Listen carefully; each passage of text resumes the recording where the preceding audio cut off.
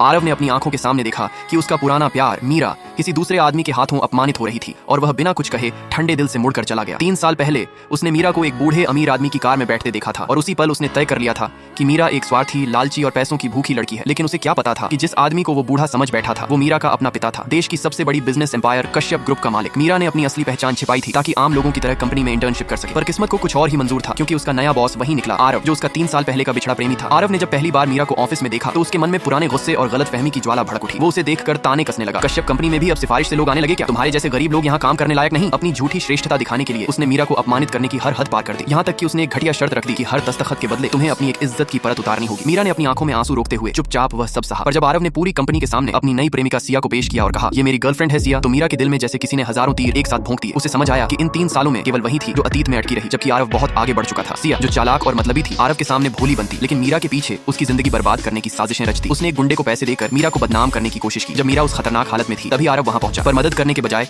उसने वही पुरानी गलतफहमी दोहराई। उसने तिरस्कार भरे लहजे में कहा, मीरा, तुम्हें तो बस पैसे चाहिए थे, अब ये भी ले लो, और गुंडे को रोकने के बजाय ठंडे मन से वहां से चला गया। मीरा का दिल टूट चुका था। उसकी आंखों से बहते आंसू अब दर्द नहीं बल्कि निराशा के प्रतीक बन चुके थे। वह रात भर रोती रही और अगले ही दिन अपने पिता की बात मानकर उस बिजनेस शादी के रिश्ते के लिए हाँ कहती, जिसे वह सालों से ठुकरा रही थी। उसे लगा अब वह अपने अतीत से पूरी तरह मुक्त हो जाएगी, पर किस्मत ने फिर खेल खेला। जिस व्यक्ति से उसकी सगाई तय हुई वह कोई और नहीं बल्कि आरव ही निकला। जब मीरा को यह पता चला तो उसका दिल एक बार फिर टूट गया। वह आरव के पास गई और सब कुछ समझाने की कोशिश की कि जिस दिन उसने उसे उस कार में देखा था वह उसका पिता था, कोई अजनबी नहीं। पर आरव ने उसकी बातों को झूठ समझा और कहा, अब ये नया ड्रामा मत रचो मीरा, तुम्हें बस अमीरी चाहिए थी और अब तुम्हें वो मिल गई। मीरा ने आखिरी बार उसकी ओर देखा, आंसू पोंछे और एक कार्ड मेज पर फेंक दिया, ये रही तुम्हारी कीमत। फिर बिना पीछे देखे वहां से चली गई। लेकिन किस्मत को अब सच्चाई दिखानी थी। दोनों परिवारों की मीटिंग में जब आरव ने मीरा के पिता को देखा तो उसके होश उड़